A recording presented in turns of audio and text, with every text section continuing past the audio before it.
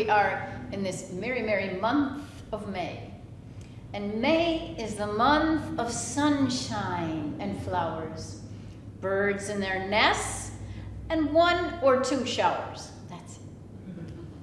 Games to play and kites to fly, and simply looking up at that beautiful blue May sky.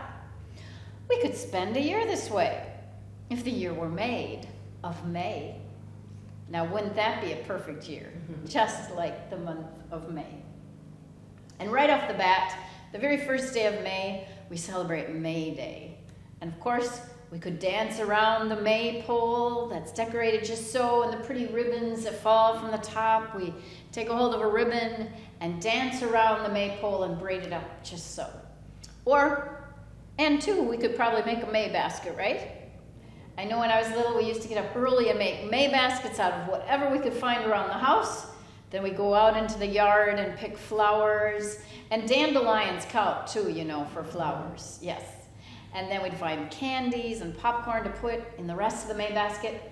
And for sure, we'd always have a handle on that May basket. And the handle went on the handle of our bikes. And down the road to the neighbors we went.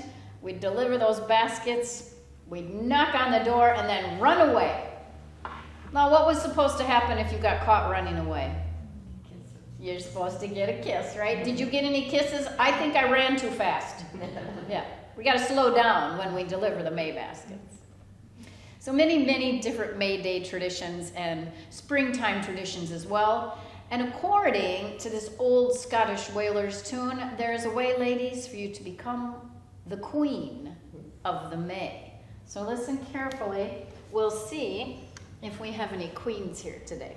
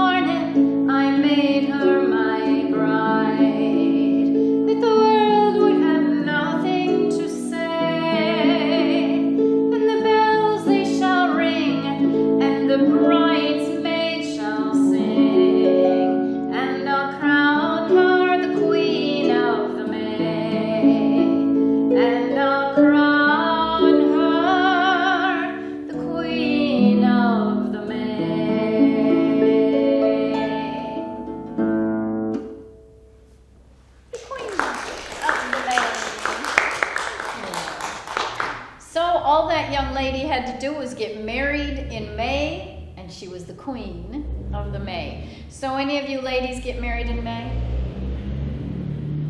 No May queens here, but that's okay. You all get to be May princesses. And we have one prince right here. All right. Well, another wonderful tradition of May started many, many years ago in ancient days over in the Celtic world. And that would be Ireland, Scotland, Wales, Cornwall, Brittany, the Isle of Man, the Celtic world. And what they would do in the beginnings of spring and early May is they would build great big bonfires and they'd light them on fire. And this was to help sweep away the cold and the dark and the drear of winter and welcome in the light and the warmth of springtime. And also, in the 5th century, there was a man high on a hill in Ireland The hill was called Slane. The man was called, of course, St. Patrick. And he was lighting a fire all of another kind. He didn't necessarily take part in the pagan bonfires, but he would light a single candle every Holy Saturday night, every Easter Vigil, to welcome the light back into the dark world. And so I give you one of St. Patrick's songs as we too welcome springtime and the light and the warmth back into our dark world.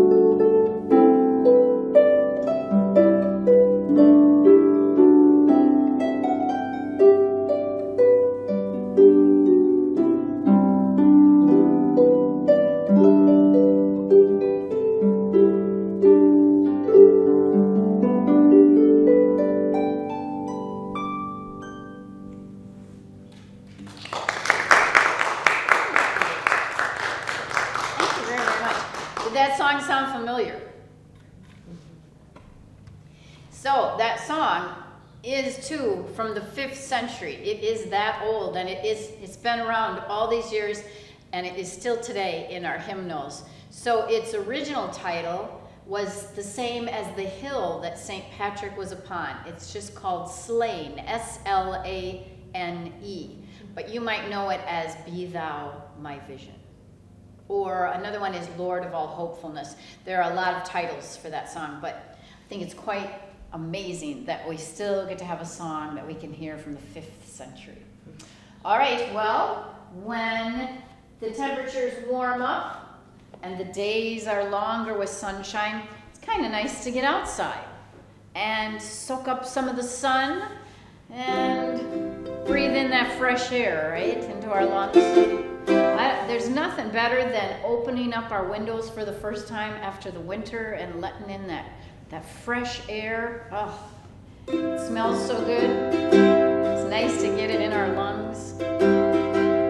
So I think we better take a stroll outside on a perfect May day like today. But where should we go? Now, if we were in the country, we could probably stroll down a country lane or in the woods or down by the river or the lake. I would not suggest the cow pasture. Too much to step on there, I think. Or how about if we were in the city, where could we go for a stroll? How about a perfect city park, right? And in that park is a lot of green grass, green leaves on the trees, green bushes, flowers of all kinds popping up out of the ground. I couldn't hardly believe it. I parked around the corner, and in this lady's flower bed over here, she's got strawberries growing already. Oh, really? And they're almost ready to pick, too. We are so early this year with our plants and our flowers. The peonies are blossoming, and the irises, and the roses even right now. So So our park is full of those flowers. And right in the middle of our city park is a great, big, billowing fountain. And that is where we're headed to meet up with that special someone in the park on a perfect May day.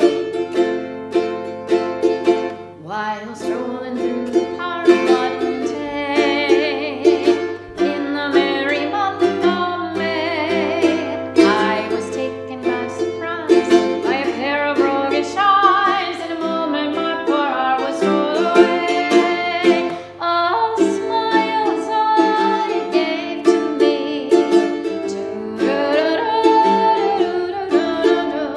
Of course we were as happy as can be.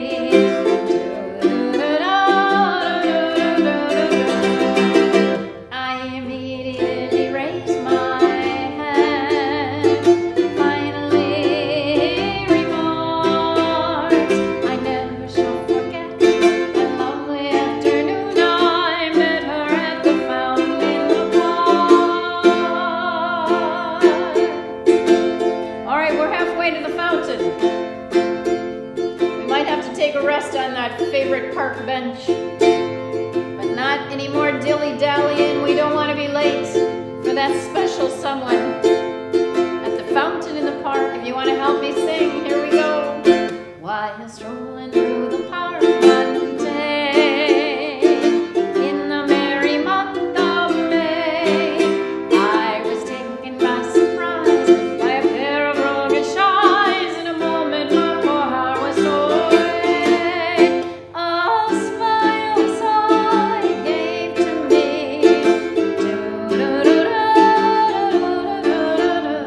Of course we were as happy as can be.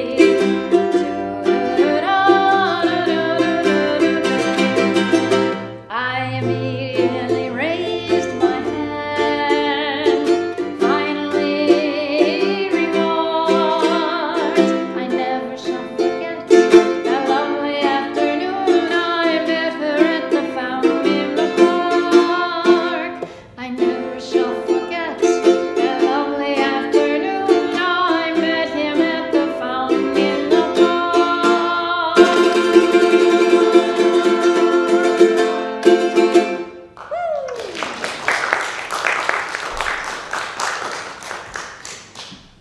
Thank you very, very much. I hope everyone made it to the fountain in the park and we've met up with that special someone. But now, before we leave the fountain in the park, what do we have to do? The coins in the fountain, yes. And there's no reason to throw anything in there higher than a penny. Pennies will do just fine. But there is a lucky amount of pennies to throw in the fountain. How many coins in the fountain? 3 coins in the fountain. Yes, so make sure you throw each coin in there, make your wishes, and I hope all your wishes come true. Now, ladies and gentlemen, on to the color of spring. Now, if we had a window, we could look out, and we got rid of all the pavement and the buildings and the sidewalks, what would be the most prominent color right now outside? Green. I do believe green is the color of springtime. So in honoring the color of spring, I give you a couple of green songs, and the first comes to us by way of a king in the 16th century in England. Very popular king, very well educated. They say he was probably a good musician and a poet, and perhaps he even played the harp. And they say he wrote this next green song for his then Queen Anne. Any guesses on the name of the song? Green Sleeves, yes. I'm sorry, I don't have my green sleeves on today. For the color of spring.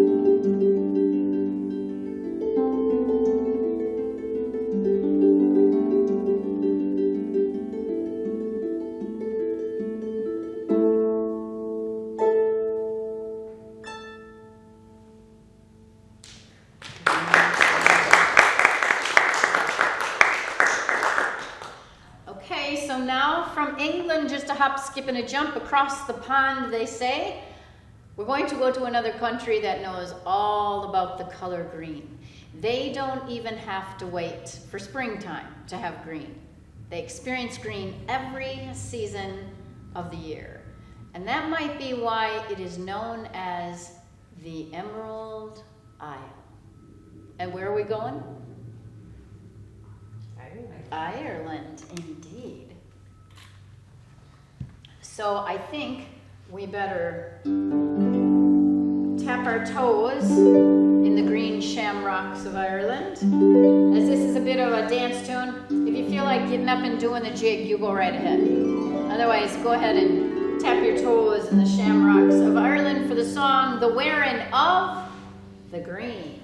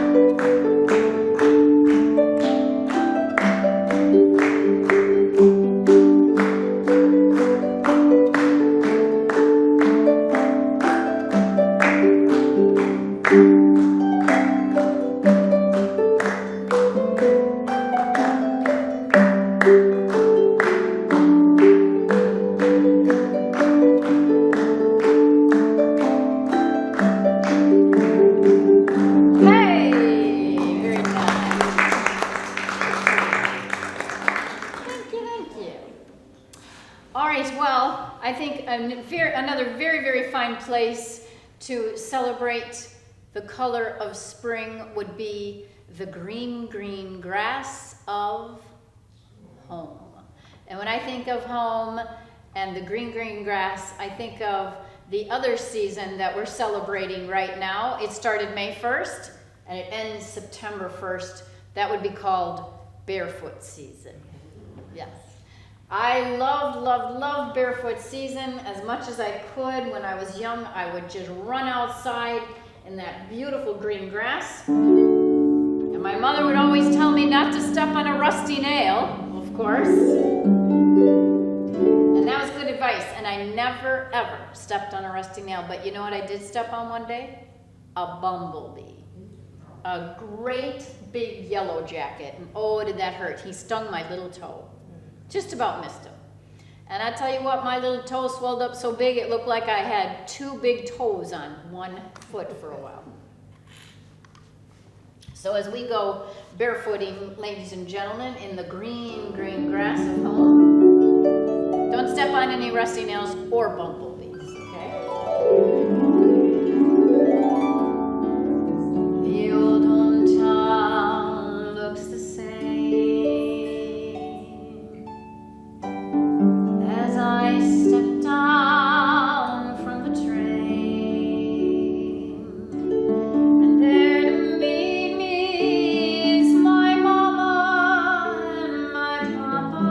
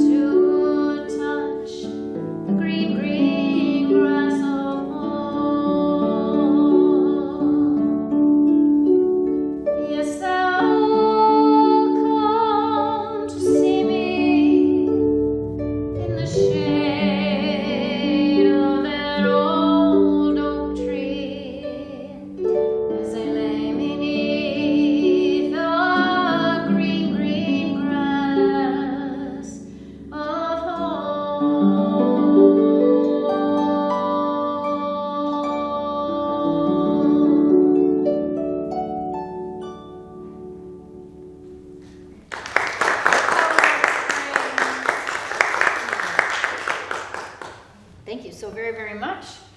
So also in the springtime, those lovely songbirds come back to us and sing their pretty songs to us.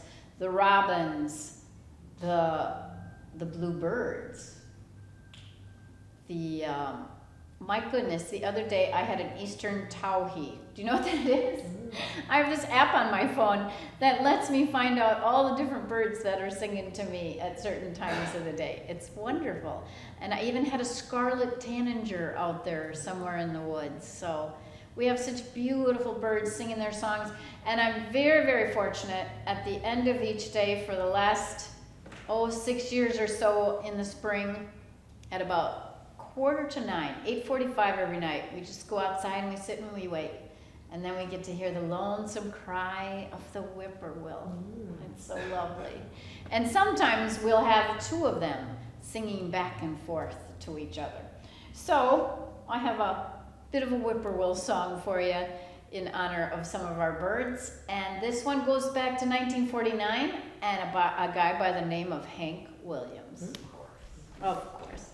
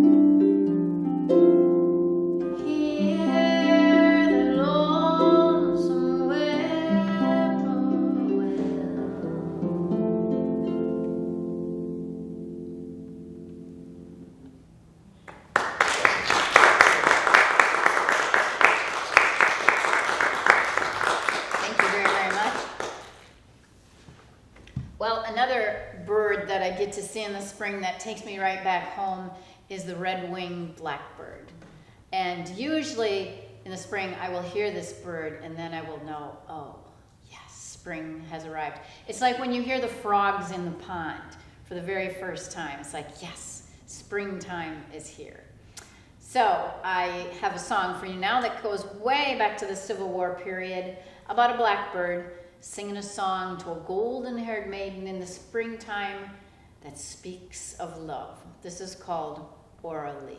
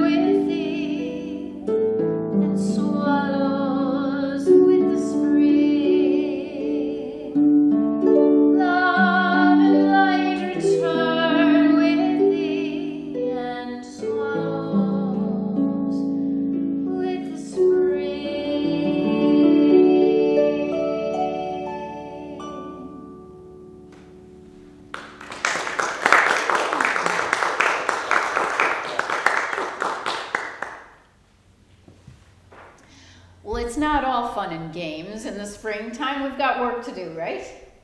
And one of the things we have to do is we have to get the garden planted. And if we're just thinking about it, we're already behind. Because there's something you're always supposed to plant on Good Friday. Do you know what that is? Potatoes. Potatoes, yes.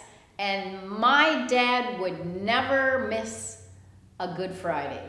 Even if he had to shovel the snow off the spot, he would get those seed potatoes in the ground, and he wasn't even Irish. He was only Irish by marriage, so he said. So he was the one that always put the garden in. And every year the garden got bigger and bigger and bigger, and guess who got to take care of it? Mom and the kids, yeah. He'd be out there occasionally telling us what to do and things, you know. But it was wonderful having a big garden, because then all that wonderful produce in the summertime, and then especially in the fall as well. So I have a song to help us think about after the garden is planted, when all the work is done, and then we can sit back in our favorite lawn chair, soak up the sun, and drink a great big tall icy glass of lemonade. The song is simply called After the Garden's Been Planted.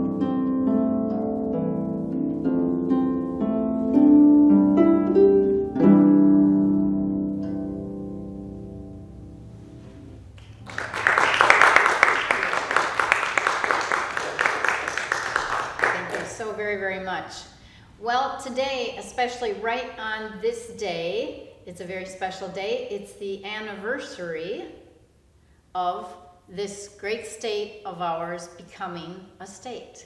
Today is Statehood Day.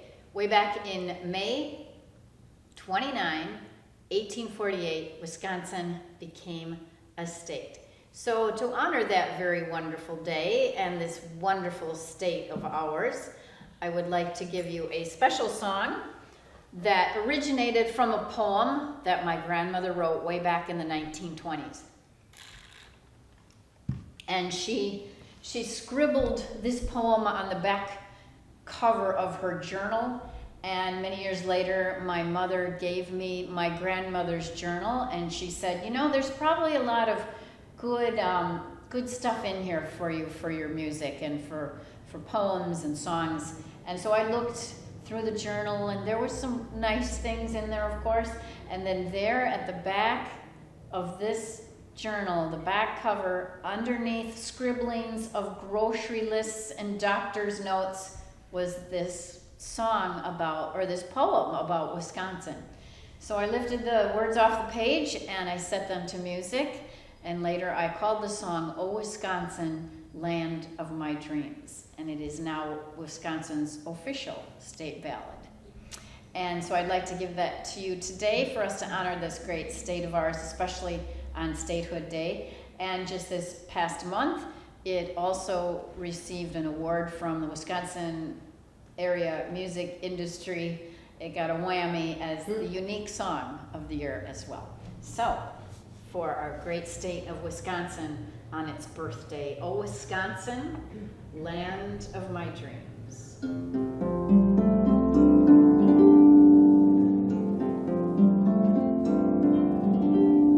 Oh, Wisconsin,